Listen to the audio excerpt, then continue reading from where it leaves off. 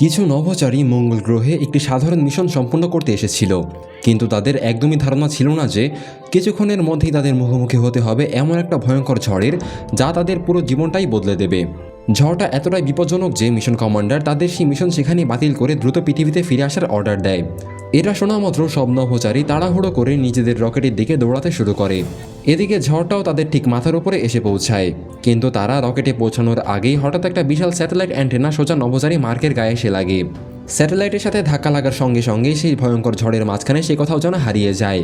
এদিকে রকেটের ভেতরে থাকা কন্ট্রোলার মার্কের স্যুট থেকে অক্সিজেন বের হওয়ার সংকেত পেতে শুরু করে। তার টিম তাকে খুঁজে বের করার জন্য প্রাণপণ চেষ্টা করতে থাকে, কিন্তু ঝড় এতটাই ভয়ঙ্কর ছিল যে মার্ককে তারা কোথাও খুঁজে পায় না। অনেক খোঁজাখুঁজির পরও যখন তারা মার্কের কোনো সন্ধান পেল না, তখন তারা ধরে নেয় যে তার অক্সিজেন ইতিমধ্যেই শেষ হয়ে গেছে এবং হয়তো সে মারা গেছে। অন্যদিকে তাদের রকেটটিও ধীরে ধীরে উল্টে যেতে শুরু করে, আর যদি তাদের রকেটটি উল্টে যায় তাহলে তারা চিরদিনের জন্য মঙ্গল গ্রহে আটকে পড়তে পারে। তাই বাধ্য হয়ে তারা মার্ককে সেখানে একা ফেলে পৃথিবীর উদ্দেশ্যে রওনা দেয়। কিন্তু আসল গল্প শুরু হয় কয়েক ঘন্টা পরে, যখন মার্ক হঠাৎ করে নিজের চোখ খুলতে শুরু করে, কারণ সে এখনও বেঁচে আছে। তবে সমস্যা হলো সে এখন পুরো মঙ্গল গ্রহে সম্পূর্ণ একা আটকা পড়ে গেছে।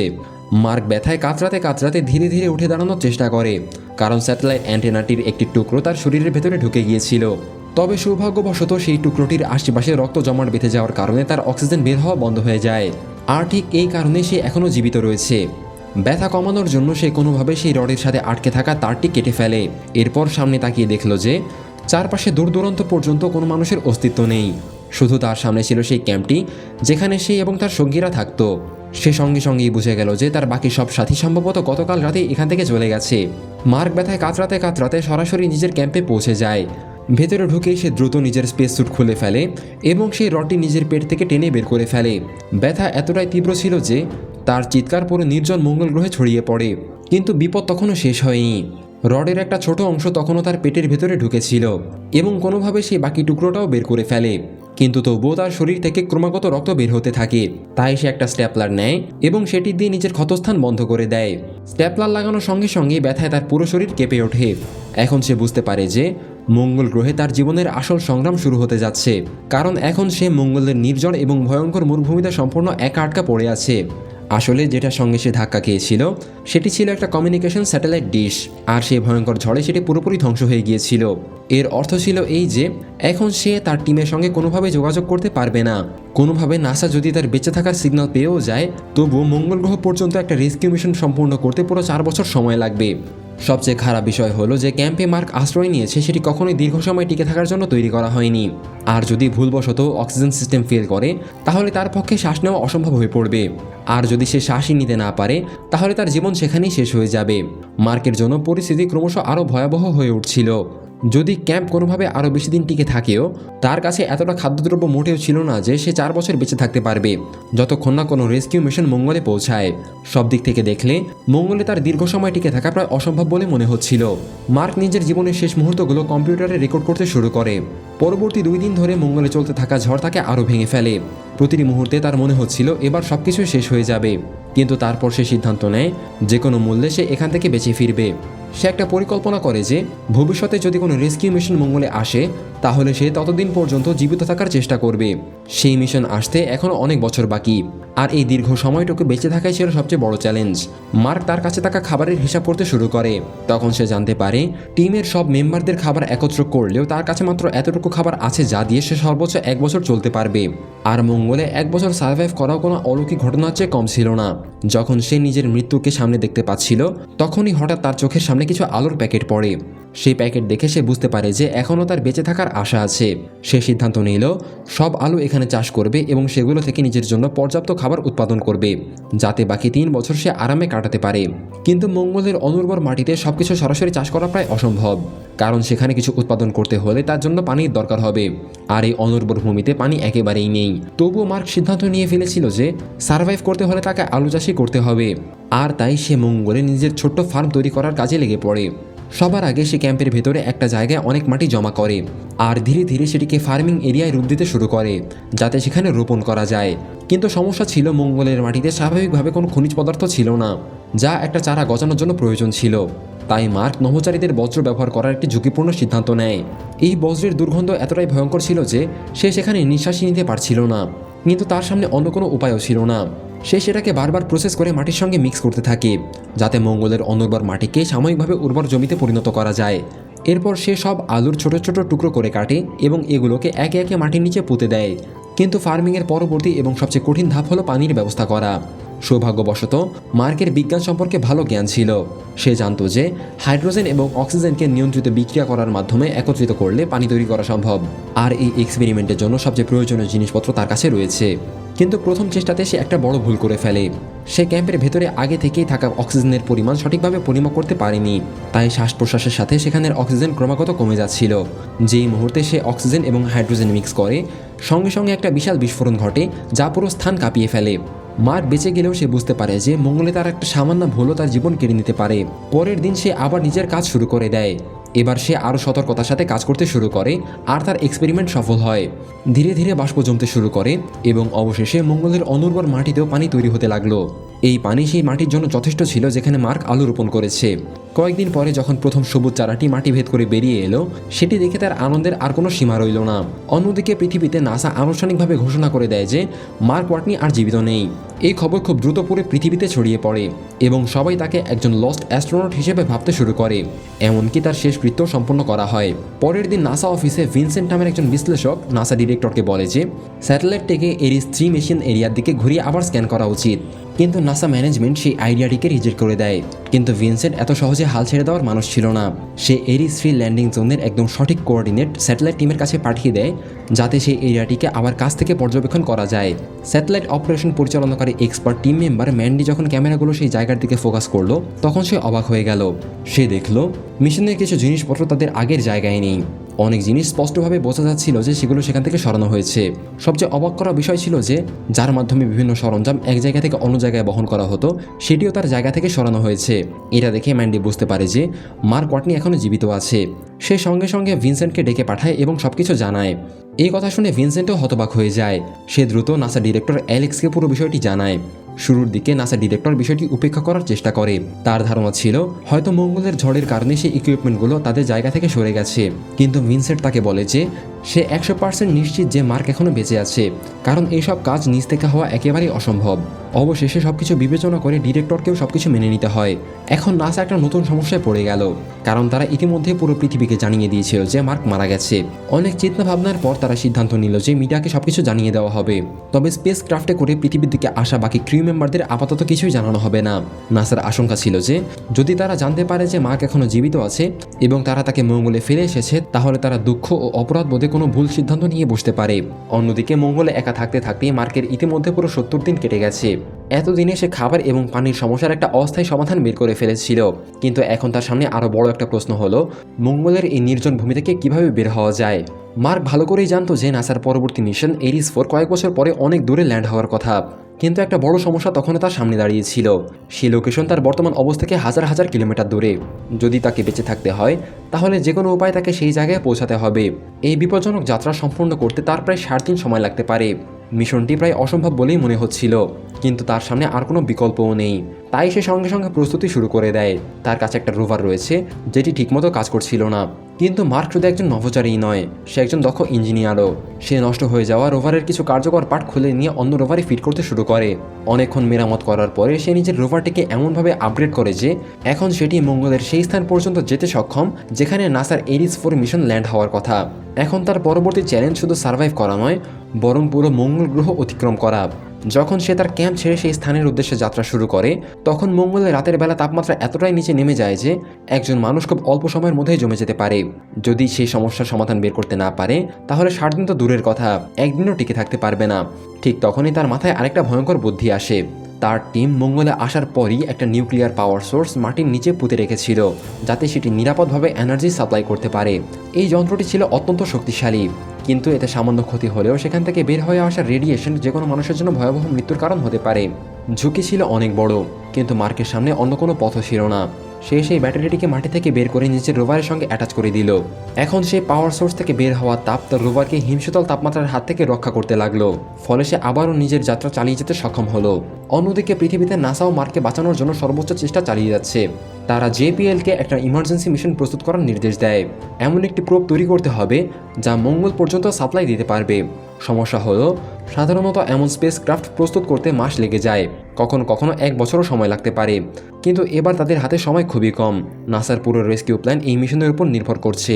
তাদের পরিকল্পনা হলো ইমার্জেন্সি প্রোবের মাধ্যমে মার্কের কাছে পর্যাপ্ত খাবার পাঠাতে হবে, যাতে সে আরও কয়েক বছর মঙ্গলে জীবিত থাকতে পারে। এদিকে নাসা অ্যাডমিনিস্ট্রেটর জেমস মেন্ডিকে আরও একটা গুরুত্বপূর্ণ দায়িত্ব দেয়। এখন মেন্ডির হাতে স্যাটেলাইট এবং মনিটরিং সিস্টেমের সম্পূর্ণ কন্ট্রোল চলে আসে, যাতে সে মঙ্গলে মার্কের প্রতিটা মুভমেন্ট ট্র্যাক করতে পারে। অন্যদিকে মঙ্গলে মার্কের কঠোর পরিশ্রমের ফলও ধীরে ধীরে দেখা দিতে শুরু করে। তার চাষ করা সব আলু এখন প্রস্তুত হয়ে গেছে।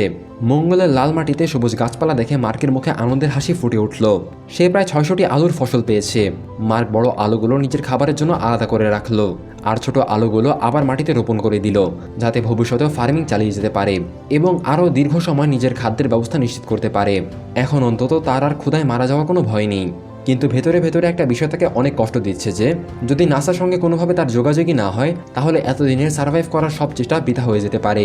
মঙ্গলের মতো নির্জন গ্রহে কোনো যোগাযোগ ব্যবস্থা খুঁজে পাওয়া প্রায় অসম্ভব। কিন্তু মার্ক সহজে হার মানার মানুষ না। অনেক চিন্তা ভাবনার পর তার মাথায় একটা বুদ্ধি আসে। সে এক মুহূর্তও নষ্ট না করে নিজের রোভারে উঠে বসে এবং মঙ্গল গ্রহের একটা বিপজ্জনক স্থানের দিকে রওনা করে। অন্যদিকে পৃথিবীতে স্যাটেলাইটের মাধ্যমে তাকে দেখে ম্যান্ডি এবং ভিনসেন্ট দুজনেই অবাক হয়ে যায়। তারা কিছুই বুঝতে পারছিল না যে মার্ক নিজের ক্যাম্প ছেড়ে এত দূরে কেন যাচ্ছে। দিন কেটে যেতে লাগলো আর মার্ক একই দিকে এগিয়ে যেতে থাকলো। মঙ্গলের নির্জন ভূমিতে তার জীবনের সবচেয়ে বিপজ্জনক যাত্রা দিনের পর দিন চলতে থাকলো। যতই সে সামনে এগোতে থাকে, নাসার পুরো টিমের উদ্বেগ তত বাড়তে থাকে, কারণ তখনও তারা বুঝতে পারছিল না যে মার্ক আসলে কি করতে চাইছে। ঠিক তখনই ভিনসেন্টের একটা বিষয় মনে পড়ে যায়। সে সঙ্গে সঙ্গে মঙ্গলের ম্যাপে মার্কের পুরো পথ চিহ্নিত করে। তখন সে বুঝতে পারে যে মার্ক আসলে একটা পুরনো মার্স প্রোব পাথফাইন্ডারের দিকে এগিয়ে যাচ্ছে। এটি সেই রোবোটিক ল্যান্ডার যেটি নাসা বহু বছর আগে মঙ্গলে পাঠিয়েছিল। এর উদ্দেশ্য ছিল মঙ্গলের মাটিতে এবং পরিবেশ সম্পর্কে বিভিন্ন তথ্য সংগ্রহ করা, কিন্তু এর ব্যাটারি সম্পূর্ণ নষ্ট হয়ে গিয়েছিল এবং পৃথিবীর সঙ্গে এর যোগাযোগ চিরতরে বিচ্ছিন্ন হয়ে গিয়েছিল। আর সেই কারণেই মার্ক সেটিকে খুঁজতে বের হয়ে গেছে, কারণ পাথফাইন্ডারের মাধ্যমে সে আবার নাসার টিমের সঙ্গে যোগাযোগ করতে পারবে। অনেক খোঁজাখুঁজির পর অবশেষে সে মঙ্গলের মাটির নিচে চাপা পড়ে থাকা পাথফাইন্ডার খুঁজে বের করতে সক্ষম হয়। ভিনসেন্টের অনুমান একদম সঠিক প্রমাণিত হয়। তবে এখন একটা বড় চ্যালেঞ্জ বাকি ছিল। যোগাযোগ তখনই সম্ভব হবে যদি পৃথিবীতে নাসার কাছে সেই সিস্টেমের একই মডেল সংরক্ষিত থাকে। ভিনসেন্ট এক মুহূর্ত দেরি না করে ক্যালিফোর্নিয়াতে অবস্থিত জেপিএল এর দিকে রওনা দিল। সৌভাগ্যবশত জেপিএল এর কাছে সেই পাথফাইন্ডারের একটি সংরক্ষিত মডেল এখনও নিরাপদে রাখা আছে।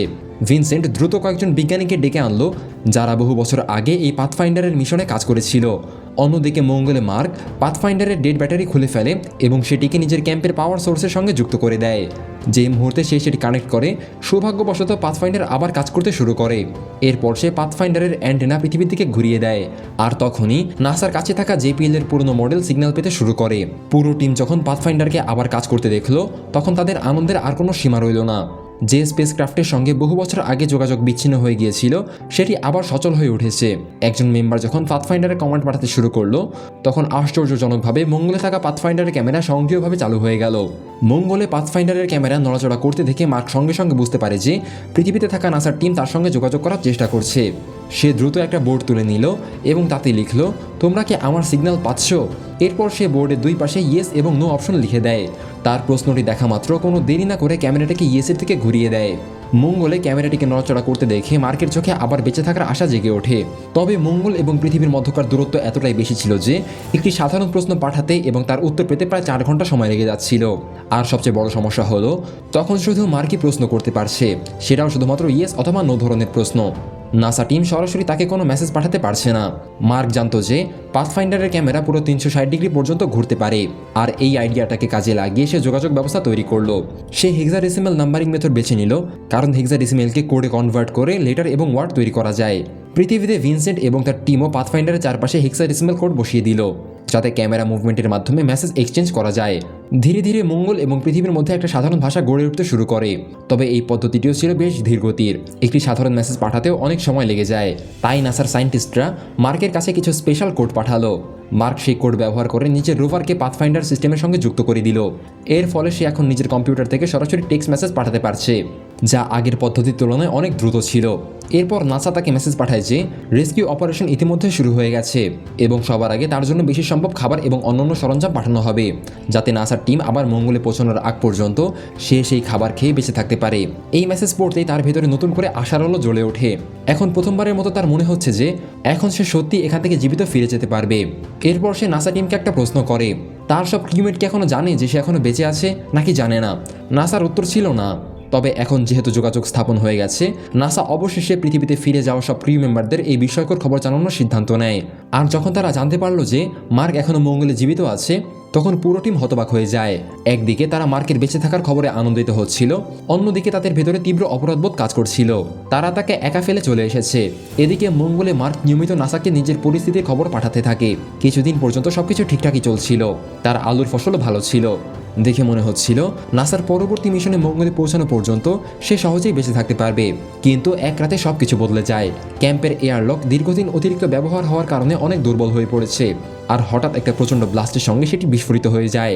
বিস্ফোরণটি এতটাই শক্তিশালী ছিল যে মার্ক বাতাসে ছিটকে গিয়ে অনেক দূরে গিয়ে পড়ে। পড়ে যাওয়ার সময় তার হেলমেটের একটা ফাটল তৈরি হয়। মঙ্গলের পরিবেশ এতটাই প্রাণঘাতী যে হেলমেটের একটা ছোট্ট ছিদ্র তার মৃত্যুর কারণ হতে পারে। তাই সে দ্রুত টেপ ব্যবহার করে হেলমেটের ফাটল বন্ধ করে দেয় আর কোনোভাবে আবার ক্যাম্পের ভেতরে ফিরে আসে। কিন্তু ক্যাম্পের ভেতরে ঢুকে সে যা দৃশ্য দেখে তা তাকে সম্পূর্ণ ভেঙে দেয়। ভেতরে তাপমাত্রা কমে যাওয়ার কারণে তার পুরো আলুর ফসল নষ্ট হয়ে গিয়েছে। তার এতদিনের পরিশ্রমের ফল যেন মুহূর্তের মধ্যেই ধ্বংস হয়ে যায়। এখন আবার সেই ফসল উৎপাদন করা প্রায় অসম্ভব। এখন তার কাছে শুধু এতটুকুই খাবার অবশিষ্ট ছিল যা দিয়ে সে মাত্র কয়েক মাস চলতে পারত। অন্যদিকে পৃথিবীতে নাসা তার জন্য একটা ইমার্জেন্সি সাপ্লাই রকেট লঞ্চ করার প্রস্তুতি শুরু করে। সবাই আশা করছিল এই মিশনই মার্কের জীবন বাঁচাবে। কিন্তু লঞ্চের মাত্র কয়েক সেকেন্ড পরেই রকেটটি আকাশে সম্পূর্ণ বিস্ফোরিত হয়ে যায়। নিজের শেষ আশাটুকু চোখের সামনে শেষ হয়ে যেতে দেখে মার্কের মনে হলো এবার তার মৃত্যু নিশ্চিত। মৃত্যুকে নিজের দিকে এগিয়ে আসতে দেখে সে কমান্ডার লুইসের কাছে একটা মেসেজ পাঠায়। সে লেখে, যদি সে আর ফিরে আসতে না পারে তাহলে তার মা বাবাকে যেন জানানো হয় যে তাদের ছেলে একটা গুরুত্বপূর্ণ মিশনের অংশ ছিল। এই মেসেজ পড়ে পৃথিবীতে থাকা নাসা টিম প্রায় আশা হারিয়ে ফেলে। এদিকে মার্কের ব্যর্থ সাপ্লাই মিশন পুরো পৃথিবী দেখেছিল। ঠিক সেই সময় চায়নার স্পেস এজেন্সির শীর্ষ বিজ্ঞানীরাও এই ব্রডকাস্ট দেখে। তখন চায়না মানবতার স্বার্থে নাসাকে সাহায্য করার সিদ্ধান্ত নেয়। তারা নাসাকে তাদের একটা শক্তিশালী রকেট ব্যবহারের সুযোগ দেয়। এখন নাসার সামনে আবারও আসার একটা নতুন আলো দেখা দিল, কারণ এবারেও যদি তারা ব্যর্থ হয় তাহলে মার্কের জীবন চিরতরে শেষ হয়ে যেতে পারে। ঠিক এই সময় গল্পে প্রবেশ করে রিচ পার্নেল, একজন ব্রিলিয়ান্ট অ্যাস্ট্রোডাইনামিক্স বিশেষজ্ঞ। নাসায় আসার পর সে এমন একটা প্ল্যান তৈরি করে যা শুনতে প্রায় অসম্ভব মনে হলেও বৈজ্ঞানিক দৃষ্টিকোণ থেকে ছিল অসাধারণ। তার পরিকল্পনা হলো স্পেসক্রাফটটিকে পৃথিবীতে ল্যান্ড করানোর পরিবর্তে পৃথিবীর মাধ্যাকর্ষণকে একটা গলতির মতো ব্যবহার করা, অর্থাৎ স্পেসশিপটি পৃথিবীর খুব কাছ দিয়ে অত্যন্ত উচ্চ গতিতে অতিক্রম করবে, পৃথিবীর মাধ্যাকর্ষণ থেকে একটা বিশাল স্পিড বুস্ট নেবে এবং তারপর সরাসরি আবার মঙ্গলের দিকে ফিরে যাবে। মিশনটি ছিল অত্যন্ত ঝুঁকিপূর্ণ, কারণ এতে সামান্যতম ভুল হলেও পুরো ক্রিউ চিরতরে স্পেসের অসীম শূন্যতায় হারিয়ে যেতে পারে। নাসার ডিরেক্টরের কাছে রিচ পার্নেলের এই পরিকল্পনা অত্যন্ত ঝুঁকিপূর্ণ মনে হয়, তাই তিনি সেটিকে রিজেক্ট করে দেন। কিন্তু মিশন ডিরেক্টর ডেভেনের মনে হয় মার্ককে বাঁচানোর এটাই হয়তো শেষ সুযোগ। তবে কেউ তার কথা শোনে না, তাই সে গোপনে পুরো প্ল্যানটি সব ক্রিউ মেম্বারদের কাছে পৌঁছে দেয়। এখন পুরো সিদ্ধান্ত ক্রিউদের হাতে ছিল। হয় তারা নিরাপদে পৃথিবীতে ফিরে আসবে, অথবা নিজেদের জীবন ঝুঁকির মধ্যে ফেলে আরেকটা দীর্ঘ ও বিপজ্জনক মিশন শুরু করবে, শুধুমাত্র তার বন্ধুকে বাঁচানোর জন্য। কিছুক্ষণ চিন্তা করার পর তার টিম সিদ্ধান্ত নেয় যে তারা কোনোভাবেই মার্ককে একা রেখে পৃথিবীতে ফিরে যাবে না। অন্যদিকে মঙ্গলে মার্কও নিজের কাজে ব্যস্ত ছিল। তাকে আরও প্রায় 60 দিনের একটা বিপজ্জনক যাত্রা সম্পন্ন করে সে এমএভির কাছে পৌঁছাতে হবে, যা ভবিষ্যতে এরিস 4 মিশনের জন্য আগে থেকে মঙ্গলে রাখা ছিল। এটাই ছিল মঙ্গল থেকে জীবিত ফিরে যাওয়ার তার শেষ সুযোগ। তাই সে নিজের কাছে থাকা অবশিষ্ট আলো খেয়ে যাত্রা শুরু করে। অনেক দিনের প্রাণঘাতী ও কঠিন ভ্রমণের পরে অবশেষে সে সেই এমএভির কাছে পৌঁছে যায়। কিন্তু তার সামনে আবারও একটা নতুন সমস্যা এসে দাঁড়ায়। এমএভিটিকে এতটাই হালকা করার দরকার ছিল যাতে এটি মঙ্গলের অরবিট পর্যন্ত পৌঁছাতে পারে। নাসা তাকে নির্দেশ দেয় যে রকেট থেকে সব অপ্রয়োজনীয় জিনিস সরিয়ে ফেলতে, অর্থাৎ মার্ককে এখন এমন একটা রকেট লঞ্চ করতে হবে যার কোনো ছাদ নেই। দেখতে সেটি যেন কোনো একটা অস্থায়ী জোড়াতালি দেওয়া মেশিনের মতো লাগছিল। অন্যদিকে ক্রিউয়ের স্পেসক্রাফট হারমিস ইতিমধ্যে মঙ্গলের অরবিটে পৌঁছে গিয়েছে এবং সবার চোখ ছিল মার্কের লঞ্চের দিকে। ঠিক যেই মুহূর্তে মার্ক নিজের এমএভি লঞ্চ করে, রকেটটি অত্যন্ত দ্রুত গতিতে উপরের দিকে উঠতে শুরু করে। কিন্তু লঞ্চের প্রচণ্ড প্রেশার এমএভির মাথায় লাগানো টার্প সহ্য করতে পারে না, ফলে সেটি বিস্ফোরিত হয়ে ছিটকে ছিঁড়ে যায়। হঠাৎ প্রেসারের ধাক্কায় মার্কও অজ্ঞান হয়ে পড়ে। সৌভাগ্যবশত এমএভি সফলভাবে মঙ্গলের অরবিটে প্রবেশ করতে সক্ষম হয়, কিন্তু আবারও একটা বিশাল সমস্যা সামনে এসে দাঁড়ায়। হারমিস এবং মার্কের স্পেসক্রাফটের মধ্যে তখনও প্রায় 68 মিটারের দূরত্ব ছিল। এত দূরত্ব থেকে সরাসরি রেস্কিউ করা প্রায় অসম্ভব। এটা দেখে কমান্ডার লুইস সঙ্গে সঙ্গে হারমিসের সব ইঞ্জিন অ্যাক্টিভেট করার নির্দেশ দেন। ক্রিউ থ্রাস্ট ব্যবহার করে হারমিসকে সর্বোচ্চ স্পিডে এমভির কাছাকাছি নিয়ে আসতে শুরু করে।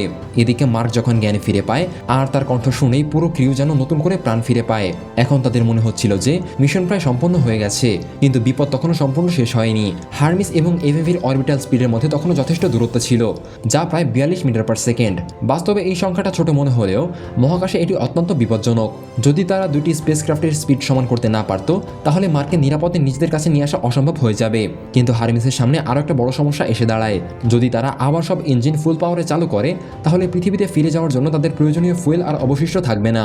ঠিক তখন কমান্ডার লুইস আরেকটি সাহসী সিদ্ধান্ত নেয়।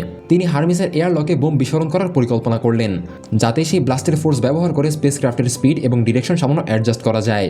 পরিকল্পনাটি ছিল অত্যন্ত ঝুঁকিপূর্ণ, কিন্তু তখন ঝুঁকি নেওয়া ছাড়া তাদের সামনে আর কোনো বিকল্প রাস্তা ছিল না। বিস্ফোরণের পর হারমিস মার্কের অনেক কাছাকাছি চলে আসে, তবুও তাদের মধ্যে এখনও অনেক দূরত্ব রয়ে গিয়েছিল। এইটা দেখে মার্ক নিজের জীবনের সবচেয়ে বড় সিদ্ধান্ত নেয়। সে নিজের স্পেস স্যুটের গ্লোভে একটা ছোট ছিদ্র করে। এরপর বেরিয়ে আসা বাতাসের প্রেসার ব্যবহার করে সে নিজেকে মহাকাশের মধ্যে হারমিসের দিকে ধাক্কা দিতে শুরু করে। অন্যদিকে কমান্ডার লুইসও একটা দড়ি নিয়ে তাকে ধরার জন্য সামনে এগিয়ে যেতে থাকে। মার্ক যখন তার কাছাকাছি পৌঁছায়, দুর্ভাগ্যবশত লুইস প্রথম চেষ্টায় তাকে ধরতে পারে না, কিন্তু শেষ মুহূর্তে মার্ক কোনোভাবে তার দড়ি ধরে ফেলতে সক্ষম হয়। এরপর তারা ধীরে ধীরে একে অপরের কাছে চলে আসে। অবশেষে ক্রিউ মেম্বার মার্ককে টেনে হারমিসের ভেতরে নিয়ে আসে। সেই মুহূর্তে শুধু হারমিস ক্রিউই নয়, পুরো পৃথিবী আনন্দে উচ্ছ্বাসিত হয়ে পড়ে। মাসের পর মাস মঙ্গলে একা সার্ভাইভ করার পরে অবশেষে মার্ক ওয়াটন নিজের সঙ্গীদের কাছে ফিরে আসতে সক্ষম হয়। আর ঠিক এখানেই এই সিনেমাটির সমাপ্তি ঘটে। যদি এই ভিডিওটি আপনাদের ভালো লেগে থাকে, তাহলে ভিডিওটিতে একটি লাইক করুন এবং আমাদের চ্যানেলটিকে সাবস্ক্রাইব করতে ভুলবেন না। দেখা হচ্ছে পরবর্তী কোনো ভিডিওতে। ততক্ষণ পর্যন্ত টাটা, বাই বাই।